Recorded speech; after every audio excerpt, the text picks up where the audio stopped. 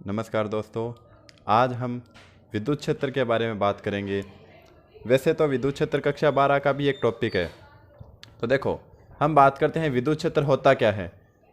तो विद्युत क्षेत्र के बारे में बात करने से पहले हम समझेंगे कि घर्षण विद्युत क्या होता है, विद्युत क्षेत्र कहाँ से उत्पन्न हुआ, इसके प्रकार कितने होते हैं और इसकी विशेषताएं क्या होती है, गुण क्या होते हैं, उनके बारे में बात करेंगे। तो देखो, सबसे पहले बात करते हैं घर्षण विद्युत की। तो घर्षण विद्युत के बारे में समझने के लिए हम बात करेंगे। देखो, एक वैज्ञानिक थे जिनका नाम था थेल्स, और वो लगभग 2500 वर्ष पूर्व की बात है ये, और वो यूनान के थे। तो देखो, लगभग 2500 वर्ष पूर्व यूनान के थेल्स नाम के वैज्ञानिक हुए। उन्होंने कांच की छड़ और रेशम के कपड़े को रगड़ा। मतलब उन्होंने दो वस्तुएं ली, एक तो कांच की छड़ थी और दूसरा रेशम का कपड़ा था, उनको रगड़ा। तो उन्होंने देखा कि जो कांच की छड़ है और घास फूस है, वो घास फूस और कागज के टुकड़ों को अपनी ओर आकर्षित करने लगे। तो थेल्स इस प्रयोग को नहीं समझा सके। कहने का मतलब ये है कि थेल्स इस प्रयोग में असफल हो गए। उसके बाद में एक दूसरे वैज्ञानिक आए 1600 ईस्वी में। कहाँ के थे वो? ब्रिटेन के। तो 1600 ईस्वी में ब्रिटेन के गिलबर्ट नाम के वैज्ञानिक हुए। तो गिलबर्ट ने बताया कि जब दो वस्तुओं को आपस में रगड़ा जाता है तो वे आवेशित या विद्युतमय हो जाती है। मतलब उनमें चार्ज आ जाता है, जिससे वह आकर्षण महसूस करती है। मतलब कि वो वस्तु एक दूसरे को आकर्षित करने लगती है। तो यहाँ पर उनमें आवेश आ जाता है। आवेश आने की वजह से वो एक दूसरे को आकर्षित करने लगती है। अब बात करते हैं आवेश होता क्या है। ये तो बात हमने उत्पत्ति की बात की थी कि किसने इसके बारे में अध्ययन किया था। अब देखो, आवेश या विद्युत आवेश, डेफिनेशन पढ़ते हैं आवेश की, कि जब दो वस्तुओं को आपस में रगड़ा जाता है। कितनी वस्तु होनी चाहिए? दो वस्तुएं। तो उनमें एक अभिलाक्षणिक गुण उत्पन्न होता है। कैसा गुण? अभिलाक्षणिक, मतलब एक विशेष लक्षण उत्पन्न हो जाते हैं, जिससे वे दूसरी हल्की वस्तु को अपनी ओर आकर्षित करने लगती है। पदार्थ के इस गुण को आवेश या विद्युत आवेश कहते हैं। मतलब जब दो वस्तु को रगड़ा जाता है तो उनमें गुण उत्पन्न हो जाता है, जिससे वे दूसरी हल्की वस्तु को अपनी ओर आकर्षित करने लगती है। तो पदार्थ के इसी गुण को हम क्या बोलेंगे? विद्युत आवेश। तो ये आवेश, विद्युत आवेश या आवेश की डेफिनेशन हो गई। अब आगे बात करें आवेश के प्रकारों की। तो आवेश के प्रकार कितने होते हैं, इसके लिए हम एक एग्जाम्पल के द्वारा समझते हैं। हम दो कांच की छड़ ले लेते हैं। एक तो ये पहली कांच की छड़ और ये दूसरी कांच की छड़। पहली कांच की छड़ को हम आवेशित करते हैं, तो इसको आवेशित करने पर इसमें धनावेश आ जाता है। कांच की छड़ को हम रेशम के कपड़े से रगड़ते हैं, तो कांच की छड़ पर कैसा आवेश आ जाता है? धनावेश। और एक दूसरी आवेशित कांच की छड़ को इसके पास लाते हैं, तो हम देखते हैं कि दोनों छड़ें एक दूसरे को प्रतिकर्षित करने लगती है। मतलब एक दूसरे को दूर हटाने लगती हैं। तो इससे पता चलता है कि दोनों में आवेश कैसा है? समान। इसमें जो आवेश है वही आवेश इसमें है। तो इसकी वजह से दोनों एक दूसरे को प्रतिकर्षित करने लगती है। फिर एक दूसरा प्रयोग करके देखा कि तो एबोनाइट की छड़ है। एबोनाइट की छड़ को हम फर्क से रगड़ते हैं। एबोनाइट की छड़ को किससे रगड़ते हैं? फर्क से रगड़ा जाता है, तो इस पर नेगेटिव चार्ज आ जाता है। और एक दूसरी छड़ लेते हैं जो पहले से आवेशित होती है, एबोनाइट की लेते हैं, और दोनों को पास पास लाते हैं, तो वो एक दूसरे को प्रतिकर्षित करने लगती है। इसका मतलब ये हो गया कि ये भी समान आवेश की है, तो एक दूसरे को प्रतिकर्षित करने लग गई। अब एक तीसरा एग्जाम्पल देखते हैं। इसमें एक तो कांच की छड़ लेते हैं जो पहले से आवेशित है, और एक दूसरी एबोनाइट की छड़ लेते हैं जो पहले से आवेशित है। जब दोनों को पास पास लेकर आते हैं तो एक दूसरे को आकर्षित करने लगती है, मतलब दोनों पास पास आने लगती है। तो इससे क्या निष्कर्ष निकलता है कि एक तो पॉजिटिव चार्ज है और दूसरा नेगेटिव चार्ज है, दोनों एक दूसरे को आकर्षित करते हैं। तो कहने का मतलब यह है कि जब दो आवेश विपरीत प्रकृति के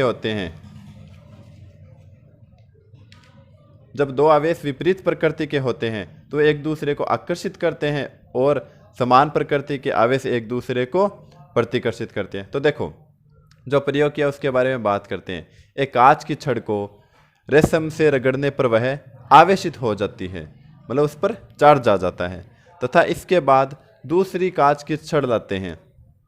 हम देखते हैं कि दोनों छड़ एक दूसरे को प्रतिकर्षित करती है, मतलब एक दूसरे को दूर हटाने की कोशिश करती है। अब एक एबोनाइट की छड़ को फर के टुकड़े से रगड़ने पर आवेशित हो जाती है, मतलब उस पर भी चार्ज आ गया। एक दूसरी एबोनाइट की छड़ को इसके पास लाने पर यह प्रतिकर्षित होती है। तो होता क्या है, जब एक कांच की छड़ को आवेशित करते हैं और इसके पास में एबोनाइट की छड़ लेकर आते हैं, तो हम देखते हैं कि दोनों एक दूसरे को आकर्षित करती है। तो इससे पता चलता है कि आवेश है वो दो प्रकार के होते हैं। यहाँ पर हमें पता चल गया कि आवेश कितने प्रकार के होते हैं, दो। कौन से? एक तो धनावेश और दूसरा ऋणावेश। जैसा हमने चित्र में देखा था कि एक पर प्लस चार्ज था, दूसरे पर माइनस चार्ज था। तो इससे एक निष्कर्ष निकलता है कि दो सजातीय आवेश एक दूसरे को प्रतिकर्षित करते हैं तथा दो विजातीय आवेश एक दूसरे को आकर्षित करते हैं। ये आवेशों के लिए विशेष बात है कि दो सजातीय आवेश तो एक दूसरे को प्रतिकर्षित करेंगे और दो विजातीय आवेश एक दूसरे को आकर्षित करते हैं।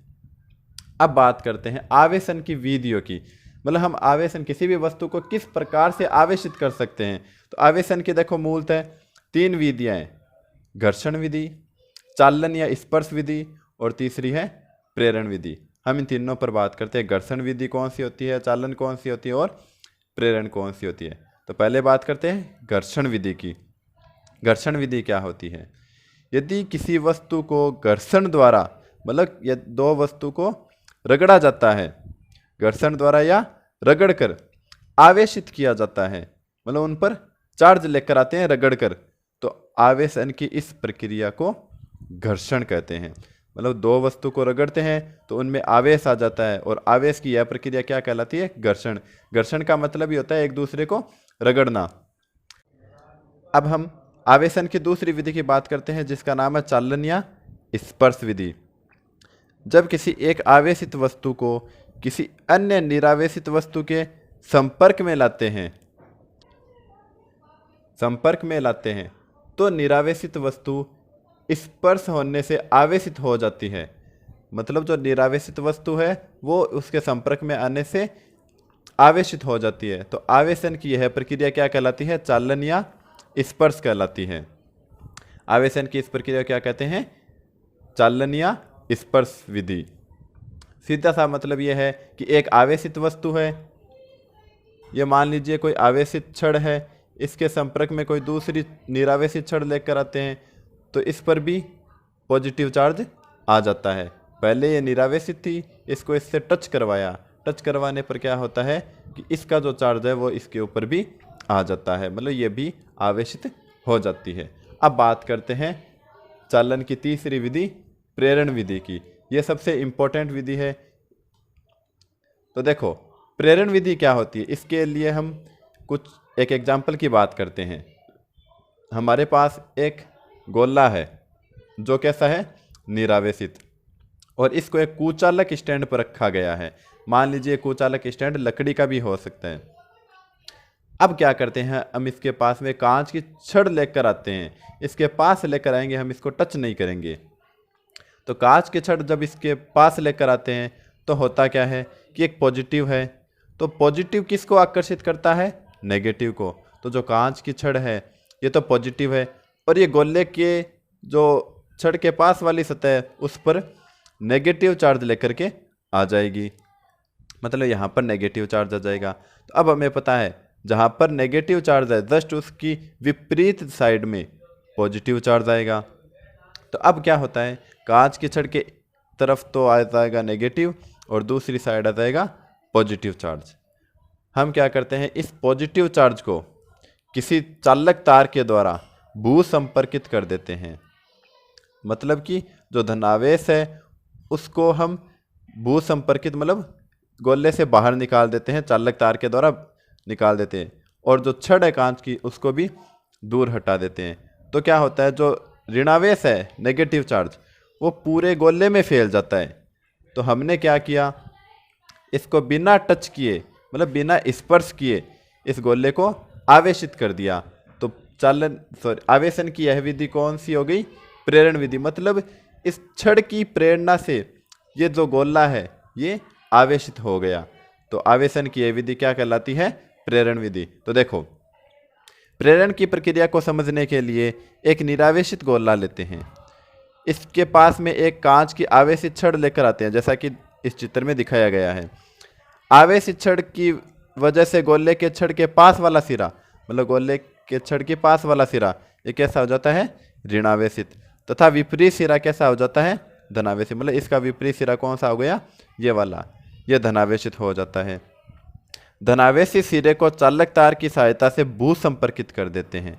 मतलब ये जो सिरा भाग है, इसका जो धनावेश है, इसको भू संपर्कित कर दिया हमने। अब भू संपर्कित तार और कांच की छड़ को हटा देते हैं। मतलब इसको भी हटा देंगे और इसको भी हटा देंगे, जिससे जो ऋणावेश है वो संपूर्ण गोले में फैल जाता है। ये नेगेटिव चार्ज है इस पूरे गोले में फैल गया। तो आवेशन की यह प्रक्रिया क्या कहलाती है? प्रेरण कहलाती है।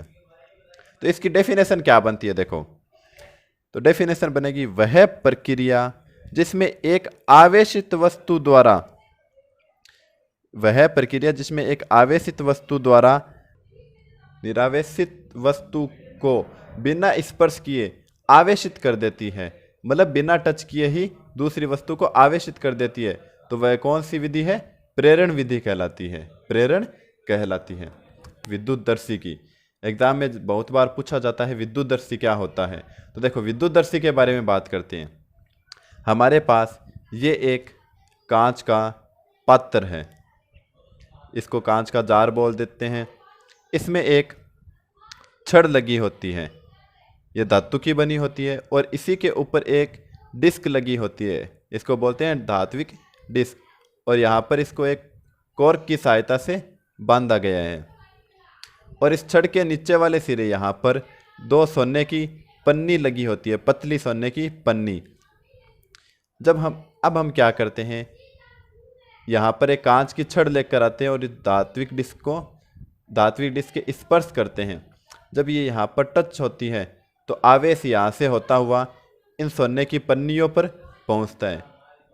जब धनावेश इन दोनों सोने की पन्नियों पर पहुँचेगा तो ये भी धनावेशित हो जाएगी और ये भी धनावेशित हो जाएगी। दोनों धनावेशित होने की वजह से ये एक दूसरे को क्या करेगी? प्रतिकर्षित।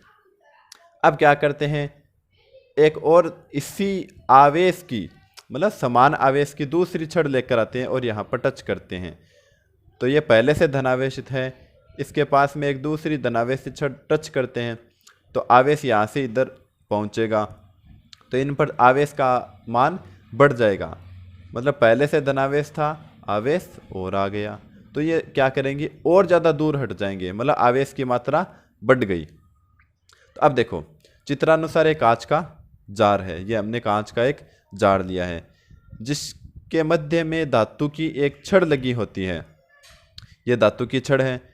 छड़ के ऊपरी सिरे पर धात्विक डिस्क लगी होती है, ये रही धात्विक डिस्क, तथा निचले सिरे पर सोने की दो पतली पन्नियाँ लगी होती हैं। पतली पन्नियाँ रदरफोर्ड के प्रयोग में जो स्वर्ण पन्नी प्रयोग पड़ते हैं, उसी प्रकार से ये भी पतली पन्नियाँ हैं। डिस्क के पास एक आवेशित वस्तु लेकर आते हैं। ये डिस्क है, इस पर कोई आवेशित वस्तु लेकर आ गए। मान लीजिए कोई कांच की छड़ लेकर आए हैं, जिससे आवेश छड़ से गुजरता हुआ सोने की पन्नियों पर पहुंच जाता है। जो आवेश है वो छड़ से यहाँ से होता हुआ इन पन्नियों पर पहुंचेगा। दोनों पन्नियों पर समान आवेश होने पर वह एक दूसरे से दूर हट जाती है या प्रतिकर्षित हो जाती है। इस पर भी पॉजिटिव चार्ज है, इस पर भी पॉजिटिव चार्ज है, तो दोनों एक दूसरे को क्या कर देंगे? प्रतिकर्षित कर देंगे। अन्य आवेश जो कि समान प्रकृति का है, इसको लेकर आते हैं। एक कोई अन्य आवेश यहाँ पर लेकर आते हैं, वो भी कैसा है? इसी प्रकृति का, मतलब पॉजिटिव लेकर आए हैं, तो दूसरा भी वो कैसा होगा? पॉजिटिव होगा, जिससे पन्नियाँ और अधिक फैल जाती है। मतलब जो स्वर्ण पन्नी है ये और अधिक फैल जाती है, मतलब दूर दूर हट जाती है। विपरीत प्रकृति का आवेश लाने पर पन्नियाँ सिकुड़ जाती है। अब देखो, यहाँ पर मान लीजिए पहले पॉजिटिव आवेश था, अब मान लीजिए नेगेटिव चार्ज लेकर आते हैं, तो ये क्या होता है? पन्नियाँ एक दूसरे के पास आ जाएगी, क्योंकि पहले से ये दोनों पॉजिटिव है। अब यहाँ पर नेगेटिव चार्ज लेकर आए तो दोनों पन्नियाँ कैसी? एक दूसरे के पास आ जाएगी या सिकुड़ जाएगी, अर्थात एक दूसरे की ओर आकर्षित हो जाती है, एक दूसरे को आकर्षित करने लगेगी। पन्नियों के फैलने या सिकुड़ने से आवेश की प्रकृति और तीव्रता का अनुमान लगाया जा सकता है। मतलब ये कितनी फैलती है या कितनी सिकुड़ती है, इससे हम पता लगा सकते हैं कि आवेश की प्रकृति कैसी है और आवेश की तीव्रता कितनी है। तो ये था विद्युतदर्शी का प्रयोग। अब हम बात करते हैं आवेशों के मात्रक के बारे में। तो आवेशों के मात्रक कौन कौन से हैं? एमकेएस या एसआई पद्धति में मात्रक क्या होता है? आवेश का कूलाम, और इसे कैपिटल सी से प्रदर्शित करते हैं। सीजीएस पद्धति में जो आवेश का मात्रक है उसको बोलते हैं एससी या स्टेट कूलाम। अब देखो सीजीएस पद्धति में कुछ और मात्रक है ईएसयू, इसका मतलब इलेक्ट्रोस्टैटिक कूलाम या इलेक्ट्रोस्टैटिक यूनिट। एक है फ्रैंकलिन एफआर, दूसरा है फेराडे और तीसरा है ईएमयू ये सारे क्या है? सीजीएस पद्धति में इसके मात्रक हैं। अब देखो एक विशेष बात, फेराडे है वो आवेश का सबसे बड़ा मात्रक है, जबकि फ्रैंकलिन है वो आवेश का सबसे छोटा मात्रक है। ये बात नोट करने वाली है कि फेराडे आवेश का सबसे बड़ा मात्रक है और फ्रैंकलिन आवेश का सबसे छोटा मात्रक है। अब देखो इनमें संबंध क्या है? कूलाम और ईएसयू में संबंध देखते हैं। तो 3 × 10⁹ ईएसयू कितने कूलाम के बराबर होता है? 1 कूलाम के बराबर। और कूलाम फेराडे में संबंध क्या होता है कि 1 फेराडे है वो 96,500 कूलाम के बराबर होता है। अब देखो ईएसयू व ईएमयू में संबंध क्या होता है?